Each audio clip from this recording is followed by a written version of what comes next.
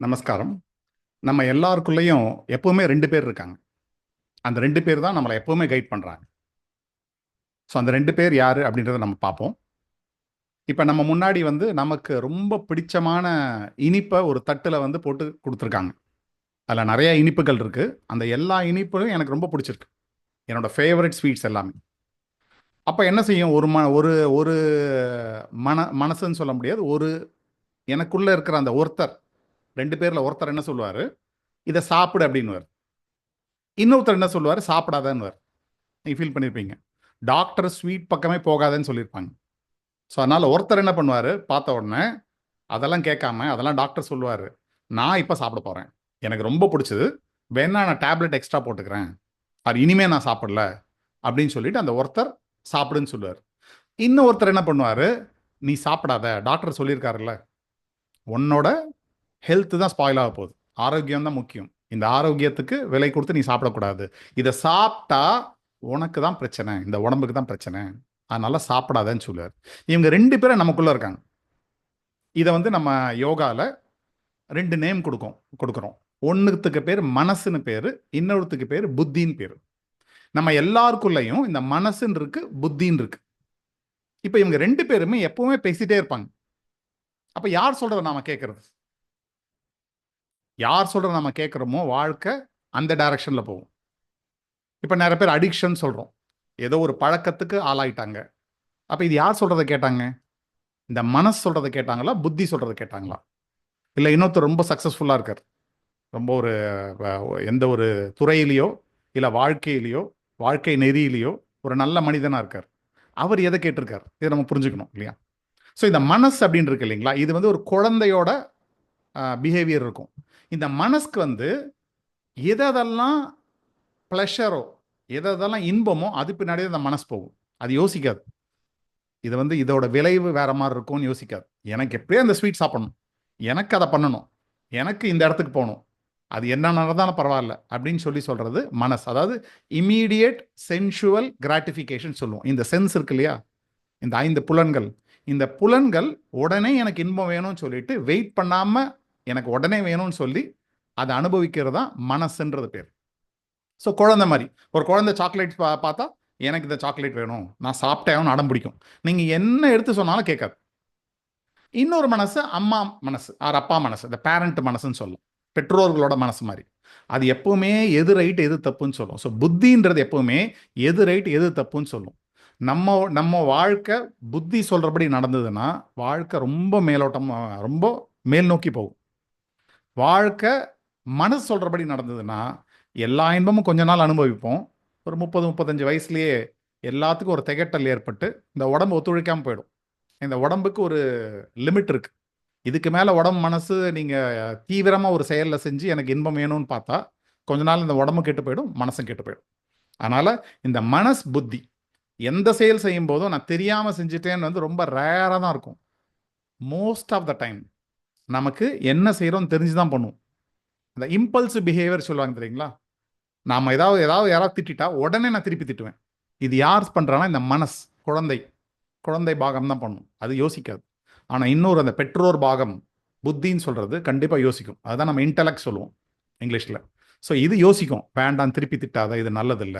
அதனால எப்பவுமே நம்ம வாழ்க்கையில இந்த இன்டெலெக்ட் புத்திய எப்பவுமே அதை எம்பவர் பண்ணணும். எம்பவர்னா அதுக்கு நம்ம ஸ்ட்ரென்த் குடுக்கணும். அது சொல்றத கேட்கணும். அது சொல்றது கொஞ்சம் கஷ்டமா தான் இருக்கும் ஃபாலோ பண்றது. இப்ப கொரோனா வந்தது. கஷாயம் குடிக்கணும். யாரு குடிக்கணும்னு சொல்றா? யாரு குடிக்க வேணாம்னு சொல்லுவா? புத்தி சொல்லும். "இது குடி. இது குடிச்சா தான் உடம்பு சரியாகும். கசப்பா இருந்தாலும் குடி." ஆனா மனசு சொல்லும். "ஐயோ! கசப்பா இருக்கே. நான் குடிக்கணுமா?" ஆனா அந்த இடத்துல பயம் இருக்கிறதுனால, ரொம்ப முக்கியம் அப்படின்றதுனால, இந்த புத்தி சொல்றத கேட்டுக்கும். ஆனா இந்த ஸ்வீட் சாப்பிடுறதுல, ஹோட்டல்ல போய் சாப்பிடுறதுல, இதெல்லாம் புத்தி சொல்றத கேட்க மாட்டோம். எஸ்பெஷலி 40 வயசுக்கு மேல ஆச்சுன்னா, ஹோட்டல் போனா என்ன சாப்பிடுவோம்? ரொம்ப எண்ணெய் ஜாஸ்தி இருக்கிறது. பூரி சாப்பிடுவோம், சோளா பூரி சாப்பிடுவோம், ஸ்நாக்ஸ் சாப்பிடுவோம். அது ஏஜ் ஆனா கொஞ்சம் நாக்கு அதிகமா கேட்கும். அப்ப என்ன ஆகுது? நம்ம புத்தி சொல்றத கேட்கறதில்ல. புத்தி சொல்லும், "நீ சாப்பிட்டா ஜீரணம் ஆகாதுன்னு" சொல்லிட்டு. ஆனா அத கேட்காம, இந்த மனசு சொல்றத கேட்டு சாப்பிட்டுட்டு, அப்புறம் அவஸ்தைப்படுவோம். ஸோ மனசு சர்வைவல்க்காக 2மே எனக்குள்ள தானே இருக்கு. இது எப்படி நீங்க கெட்டதுன்னு சொல்லலாம்? கெட்டது கிடையாது. இது சர்வைவல்க்காக. என்னுடைய வாழ்க்கை நான் நார்மலா வாழணும்னா, பேசிக்கா வாழ்ந்தா போதும் அப்படின்னா, மனசு சொன்னா கேட்டா போதும். ஆனால் நான் ஒரு மனிதனோட என்னோட பொட்டன்ஷியல் படி வாழணும் அப்படின்னா புத்தி சொல்கிறது கேட்கணும். இப்போ நீங்கள் ஒரு விலங்குக்கு எடுத்தீங்கன்னா, ஒரு நாயோ பூனையோ, அதுக்கு மனசு தான் இருக்கும், புத்தி கொஞ்சோண்டு தான் இருக்கும்.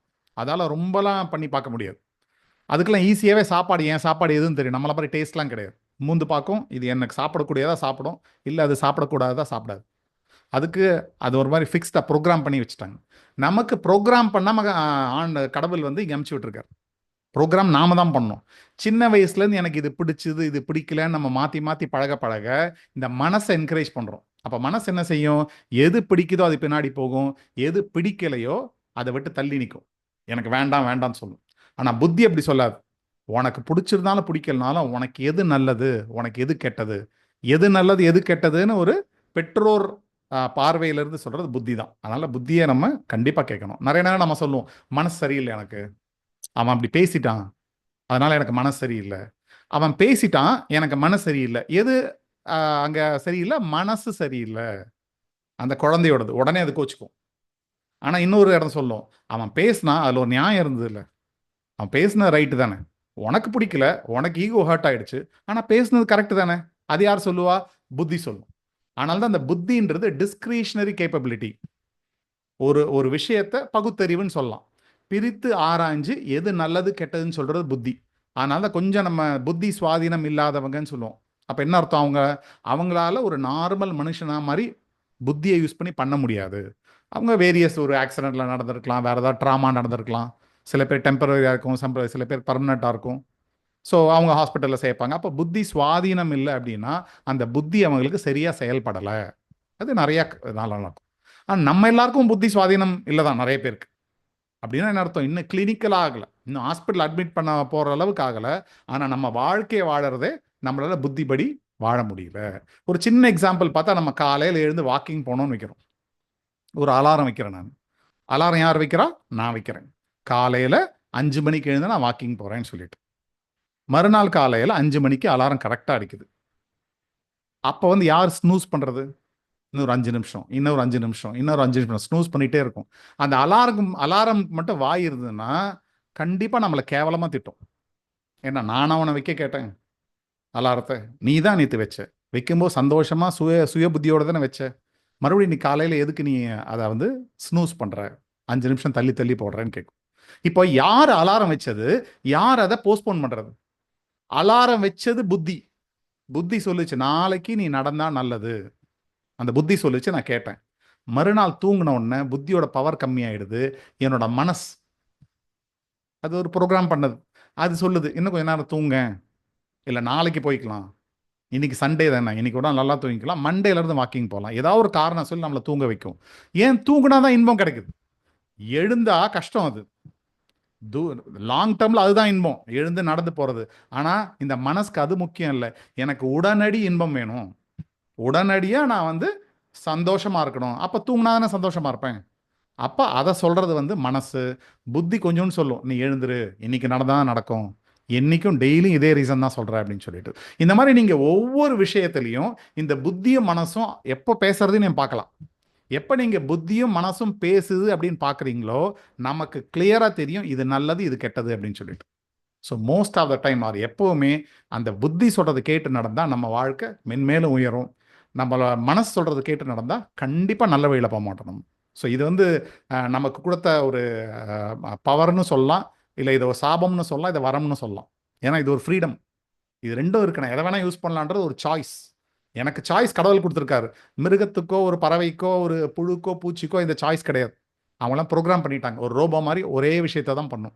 ஆனால் நமக்கு சாய்ஸ் இருக்குது, இந்த புத்தியை யூஸ் பண்ணுறதுக்கான சாய்ஸ் இருக்குது. புத்தியை யூஸ் பண்ணும்போது இது வந்து உடல் நன்மை, மனது நன்மை, இதோட ஹெல்த்து ப்ளஸ் இதை மீதி ஆன்மீக தேடல்லையும் இந்த புத்தி கண்டிப்பாக ரொம்ப யூஸ்ஃபுல்லாக இருக்கும். ஸோ ரொம்ப ரொம்ப நன்றி, நமஸ்காரம்.